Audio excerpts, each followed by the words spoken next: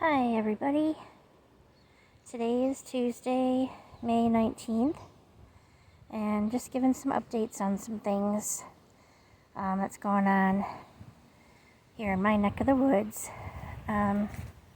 So yesterday, the appliance repair technician came, and he definitely needs to fix some parts on the washing machine. And the program that I'm in, if they can find parts to repair your appliance, whatever you have with them, your refrigerator, your washing machine, your dryer, your stove, whatever the case may be, whatever program you select, they have different levels. Then they, if they can find parts to fix it, they will then fix it. If it's not repairable and they can't find parts to repair whatever is wrong, then they will replace it, but not for what the appliance costs today, for whatever the depreciation value of the appliance is at the time of the diagnosis and inspection. So anyway, so we're just waiting on parts now. And while the guy was here, I mentioned that the dryer was making an awful loud noise, not what it normally sounds like. And so he did an audible, inspection of it, and he said, oh yeah, this sounds like it's, doing this, and so this would be that part, and blah, blah, blah.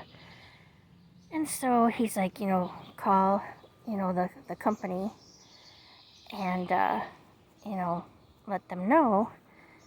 And, he was still here at the time. So, we thought we could just add the dryer on to the service ticket.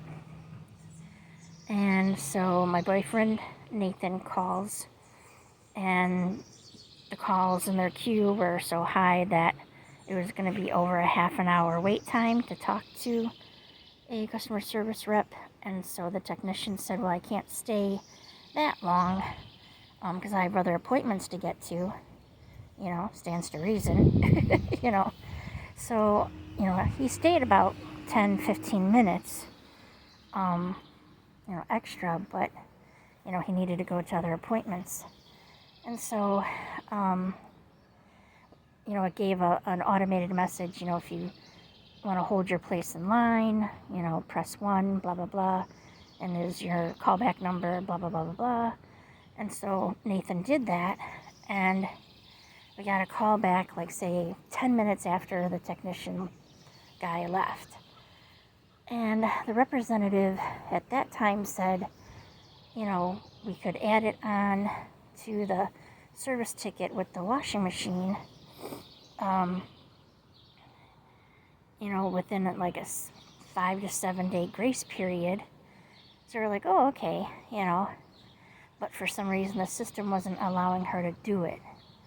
So then we called the appliance, service repair company that they dispatched it to, and the dispatch representative said, let me talk to my guy, see what he says about the dryer.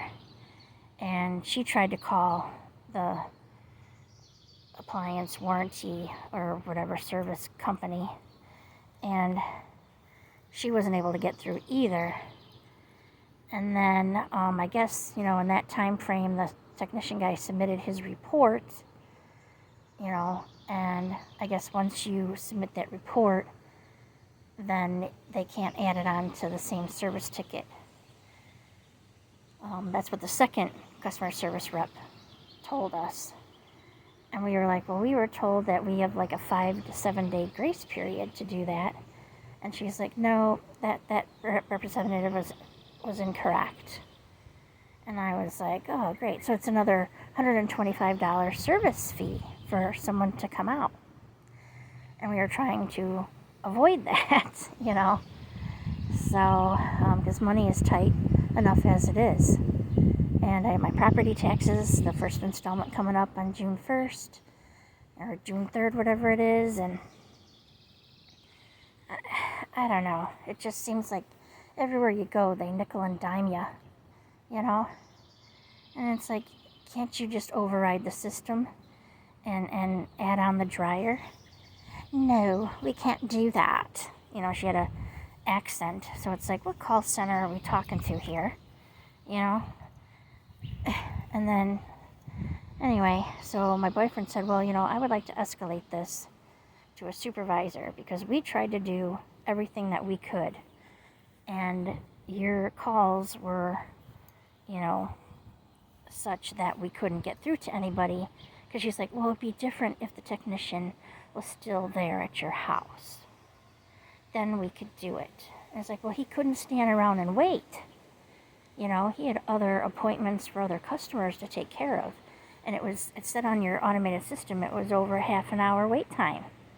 You know, and blah, blah, blah. And they're like, well, it's grayed out now, the field that I could have done, you know, to add it to the ticket. So you'll just have to have another service call for the dryer.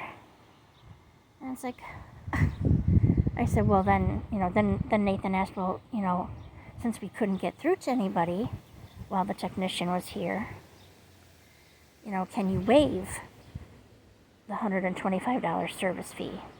No, we can't do that. It's like, okay. He's like, well, I would like to escalate it to a supervisor then. So now we're waiting for a supervisor to call back.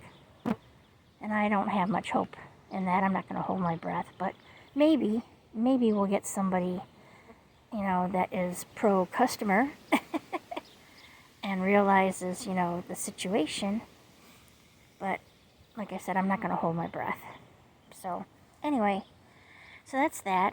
And then today is when the homeowner's insurance claims adjuster comes out, and the roofing contractor, public adjuster guy, he's going to come out too, so that the homeowner's insurance, you know, documents everything that needs to be repaired from the storm damage.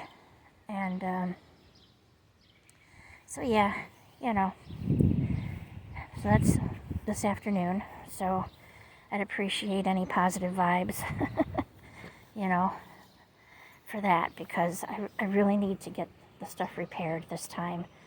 You know, when I had the roof done in 2019, we were supposed to, you know, have other stuff repaired, like the storage shed that's outside, and, you know, some other stuff.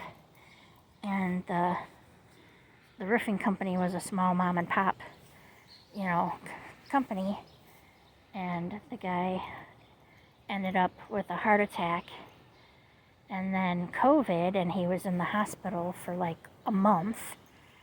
And, you know, and then no one ever contacted us.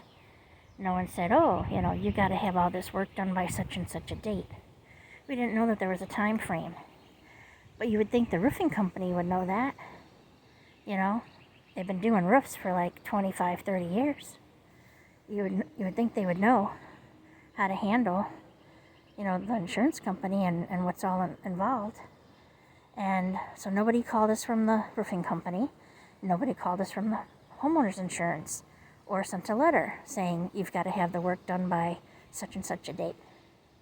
So, you know, I call, you know, the homeowner's insurance then, and I said, well, you know, he was in the hospital, and he, you know, had a heart attack, and then he got COVID, and he was in the hospital for like over a month or so. And, you know, nobody contacted us. Nobody let us know. And they were like, nope, sorry, you know, your claim is closed. So I was like, but we have other things that need to be fixed, you know. And the insurance company, you know, what it is they pay out half, and then you give that to the roofing contractor company. And then once the, you know, work is completed, then the insurance company, you know, cuts a second part of the, you know, cost. Well, there was only the first, you know, check that was cut. The whole amount did not get dispensed. So it's like, I don't know. So anyway, the roofing company ended up, just, cutting it as a loss. But they didn't, finish the job. They didn't finish all that was needed to be done. So, anyway, I just hope that this time around things don't get screwed up. We went with a little bit bigger company this time around, not a small mom and pop situation, and not someone that was close to retirement age. So, I guess you live and you learn. And for some reason, I have to end up, learning the hard way on most things. But hopefully this time around, we get everything done. And so just on the side of the house, just to give you guys a gander at what happened with my fascia. It came apart from the house. We had gusty, heavy winds, over 55 miles per hour. We had damaging hail and torrential downpour rains. And so that needs to be repaired. It's going to cause more damage, if water gets in, which it has been, because we've had more storms. So anyway, and then lastly, I did get the results from the CT scan of my neck for my thyroid that my endocrinologist wanted to check, and she said that there's 4 nodules that they detected on the CT scan. 3 are spongy, which is what they, want them to be, spongy. They don't want them to be hard. But unfortunately, one of them is hard, but it's so small that they're not concerned about it just yet, and there's no justification for any treatment at this time. So, yeah, so it's just a little scary. And my maternal grandmother was on thyroid medication, I remember. I don't know if she had any other treatments done or whatever, but I do know she was on thyroid medication. So, yeah. I'm trying to keep a positive attitude, and Shayla's trying to, give me a positive attitude as well. She was very good while the appliance technician repair guy was here. So anyway, any positive vibes that you can send our way, I'd greatly appreciate it. Hope all is good where you guys are, and that you're happy and healthy and safe, And so I will hopefully then check in with you guys later, and hopefully it's good news from the claims adjuster. What we're thinking is, in talking to the roofing company guy, he said if they approve everything, then it'll take about maybe 2 to 3 weeks to get the new roof on, which means then the solar panels from the solar company will then be put on either in mid-June, end of June, or early July. So that's where we stand, and hopefully everything will get done correctly, and then we can get the solar panels put on, because I really am concerned that by the time they get to me that they'll run out of solar panels. Hopefully they allotted enough. The solar panel guy, he said that they're going to hold my place, but to keep them updated and to let them know as soon as the new roof is put on. So I just hope that I don't get, overpassed for that. All right. Thanks, everybody, and I hope you have a great day. Talk to you soon. Bye.